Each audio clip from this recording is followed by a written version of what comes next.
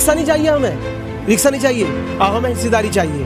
Barrister साहब के साथ कदम से कदम मिलाकर अपने झंडे और अपने डंडे को बुलंद कर कर वो मुकाम फिर पैदा करेंगे इंशाल्लाह। बार हमने उनको वोट दिया, मगर मैं ये चाहता हूँ कि मेरा ये हक है कि मैंने पहली बार जब वोट दिया ज़िंदगी में ख़राब कर दिया मैंने अपना वोट। अपना डंडा, अपना झंडा, अपना नेता वो चाहिए। हमारे जो बच्चे हैं उनकी हिम्मत पहले ही टूट जाती है ना। यादव जो होता है वो पढ़ने के बाद जब तैयारी करता है, मगर जब हम तैयारी करके वहाँ पर पहुँच जाते हैं तो हमारा जो है मुसलमान के नाम होने के चक्कर में वो पीछे हट जाता है, और यादव जो है आरक्षण के चक्कर में उनको भर्ती कर दिया जाता है। हमारे 50 गांव घूम लो आप, 50 गांव में एक चपरासी की नौकरी दिखा दो मुसलमानों के। कितने बर्बाद कराए हम, कोई गिनती रखी कि हमारी मुसलमानों की बताओ।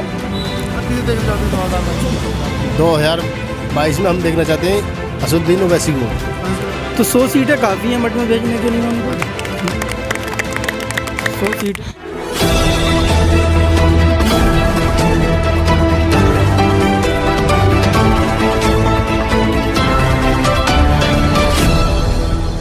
जनसोच उत्तर प्रदेश में है और विधानसभा इलेक्शन कवर कर रहा है। अलग अलग विधानसभा में जाता है और जानने की कोशिश करता है कि इस बार विधानसभा से विधायक किसे चुनना चाहते हैं।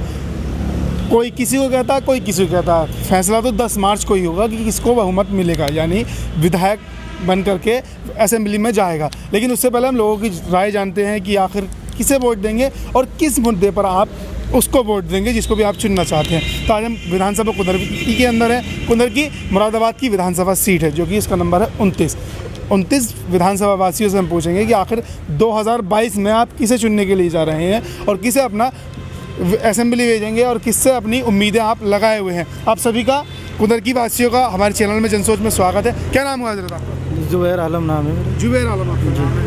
जुबैर आलम साहब, समाजवादी भी अपनी ताल ठोक रही है बहुत अच्छी तरीके से, कमर कैसे, बीजेपी भी, AIMIM भी, BSP भी। किस पार्टी का इस बार रुझान बढ़िया लग रहा है? ये सबको आज़ादी है, सारी पार्टियां आती हैं, चुनाव होता है, मैदान में आती हैं, सभी को देखा है लोगों ने। और इस वक्त 29 विधानसभा कुंदरकी के लोगों ने ये मन बनाया हुआ है कि जनाब बैरिस्टर असदुद्दीन ओवैसी साहब, जो अल्हम्दुलिल्लाह पूरे मुल्क के अंदर ओवैसी जिन चीज़ों को उठाते हैं वो सिर्फ कौम मुस्लिम के लीडर नहीं है, बल्कि एक्चुअल अगर पॉलिटिशियन कोई है, अगर सारे पॉलिटिशियंस में मैं किसी को नंबर 1 दूंगा तो वो असदुद्दीन ओवैसी हैं। वो हक़ की आवाज़ बुलंद करते हैं, सच्चाई की बात करते हैं। नहीं, भड़काऊ भाषण कौन सा उनका है? सच्चाई को भड़काऊ भाषण का नाम देंगे तो ये तो मीडिया बेहतर जानता है। जो सच बोलता है वो भड़काऊ ही लगता है। जो सच बोलता है वो भड़काऊ भाषण। सच्ची बात है। क्या भड़काऊ भाषण है उनका? एक भाषण मुझे बताएं जो काफी सारा वायरल हुआ था। जी कि योगी तो मठ में चले जाएंगे, मोदी पहाड़ों में चले जाएंगे, तब आपको कौन बचाएगा? तो ये भड़काऊ भाषण नहीं है तो क्या है? नहीं, तो इसमें भड़काऊ भाषण क्या है? योगी जी मठ में जाएंगे, गोरखपुर से चुनाव लड़ रहे हैं, वो गोरखपुर के ही होके रह जाएंगे। जी गोरखपुर के जगह वो वापसी हो गई। 100 सीटों पर तो चुनाव लड़ रहे हैं और योगी जी को कह रहे हैं आप मठ में भेजने के लिए। तो 100 सीटें काफ़ी हैं मठ में भेजने के लिए उनको। 100 सीटें काफ़ी हैं उनके लिए। आप भी कुंदरकी से कौन आ रहा है? कुंदरकी से हाफिज़ वारिस साहब हैं, जो लिस्ट जारी की गई है। बहुत अच्छा माहौल है और इंशाअल्लाह विनर हैं वो, फ्यूचर MLA। तो आपके मुस्लिम लीडर कहे जाते हैं बहुत बड़े, शफीकुर रहमान बर्क, उनके पोते आ रहे हैं। नहीं, उनको देखा, वो संभल से बिलोंग करते हैं और एक ज़माने से पॉलिटिक्स में है डॉक्टर शफीकुर रहमान बर्क साहब, और उनका जो राजनीतिक कैरियर है, उनके बेटे का अलग कैरियर है। वो संभल से बिलोंग करते हैं। 29 कुंदरकी में 29 कुंदरकी का ही हमें कैंडिडेट चाहिए और वो कैंडिडेट हमारे सामने है। हाँ, वो इंशाल्लाह वहाँ यहाँ उनका कोई रोल नहीं रहेगा। यहाँ उनका कोई रोल नहीं रहेगा। कोई रोल नहीं। पिछली बार AIM से लड़े थे, उन्होंने 60,000 वोट। नहीं, वो संभल विधानसभा में लिए थे उन्होंने। जी, तो इस बार क्या रहने? कुंदरकी में नहीं लिए थे। कुंदरकी में वो उनको खुद पता चल जाएगा जब 10 मार्च को काउंटिंग होगी। एहसास हो जाएगा कि हाँ, संभल और कुंदरकी में कितना डिफरेंस है। संभल और कुंदरकी में कितना डिफरेंस है? जी जी। क्या नाम हो चाचा आपका? मरगूब। क्या लग रहा है? ये तो AIM को कह रहे हैं, आप किसे देखना चाहते हैं? हम तो साहब क्या कहें, हाफिज़ वारिस साहब को देखना चाहते हैं। हाफिज़ वारिस साहब को, यानी AIM को आप भी देखना। क्या उम्मीद है ओवैसी से? उम्मीद ये है कि साहब बहुत बढ़िया वोटों से जीतेंगे। नहीं, जीतेंगे तो आप कह रहे हैं, वोट जाएंगे उनको जीतेंगे, वो तो 10 मार्च में फैसला होगा। लेकिन क्या उम्मीद है उनसे कि हाँ ये बेहतर करवा सकते हैं? हाँ, वो साहब सभी काम बेहतर कराएंगे, बहुत बढ़िया आदमी हैं। लोग आपकी कौम के कह रहे हैं कि वोट काटने के लिए आ रहे हैं। ना ना ऐसा कुछ नहीं है, वो सब भड़काने वाली बात है। भड़काते तो आपके लोग ये भी कहते हैं कि ओवैसी भड़काते हैं। नहीं कुछ नहीं, ऐसा कुछ नहीं है। ऐसा कुछ नहीं। नहीं, बहुत बड़े आदमी है। अच्छा, क्या नाम हो जाता है? जाने आलम। जाना आलम साहब, आप किसे देखना चाहते हैं 2022? 2022 में हम देखना चाहते हैं असदुद्दीन ओवैसी को। असदुद्दीन ओवैसी को। जी। ऐसा क्यों? ऐसा क्यों? बहुत जुल्म जास्ती हो गई हिंदुस्तान में, बहुत भेदभाव हो गई। अच्छा, बहुत भेदभाव हो गए। जी हाँ। अच्छा, तो 2022 में फिरका परस्ती में बांट दी सबको कौम। जी, हिंदू मुस्लिम लगाया। हाँ। और वो बताइए कोई काम है ये? किसी सरकार ने ऐसा ना करा जिसमें इसमें करा कि फिरका परस्ती मस्जिदों को शहीद कराया, हिंदू मुस्लिम कराई, या गौशाला में अखिलेश लोग यादव मरवाया। 400 सीटों को उनको नहीं देंगे सीट। अरे तौबा करो अल्लाह से, उन्हें तो दे दिया जो कुछ देना था, सीटें बतेरी दे दी।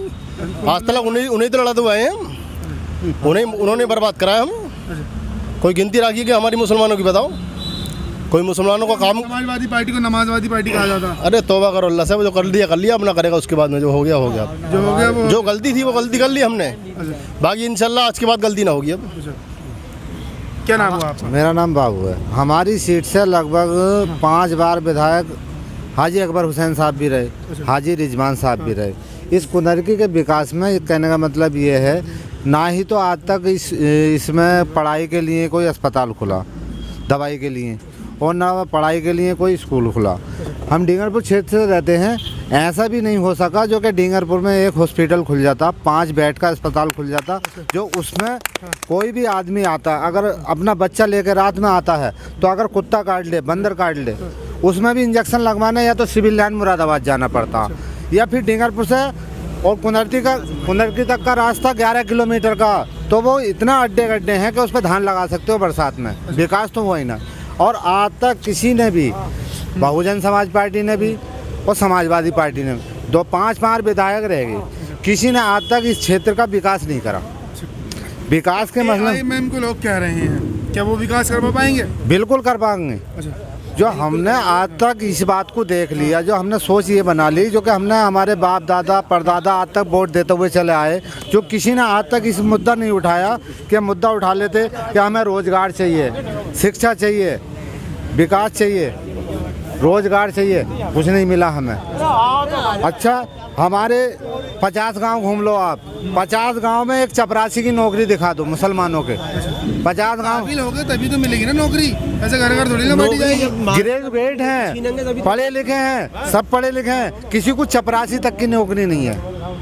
क्यों नहीं है आपको? जब आप पढ़े लिखे होंगे, जब आप कॉम्पिटिटिव। जो मुलायम सिंह ने 18% का आरक्षण का वादा करा था, बोले मुसलमानों को 18% का वादा करके हम तुम्हें नौकरी देंगे, हमें तो 2% भी न दिया। तो क्या आरक्षण चाहिए आपको? आरक्षण चाहिए, हिस्सेदारी चाहिए। क्या नाम हुआ आपका? हाँ, मेरा नाम सुहेब अहमद है। हमारे जो बच्चे हैं उनकी हिम्मत पहले ही टूट जाती है ना। क्या? यादव जो होता है हाँ। वो पढ़ने के बाद जब तैयारी करता है, हाँ। मगर जब हम तैयारी करके वहाँ पर पहुँच जाते हैं तो हमारा जो है मुसलमान के नाम होने के चक्कर में वो पीछे हट जाता है, और यादव जो है आरक्षण के चक्कर में उनको भर्ती कर दिया जाता है। तो विधायक हमारे होते हैं ये सब, मगर ये आवाज़ नहीं बनते।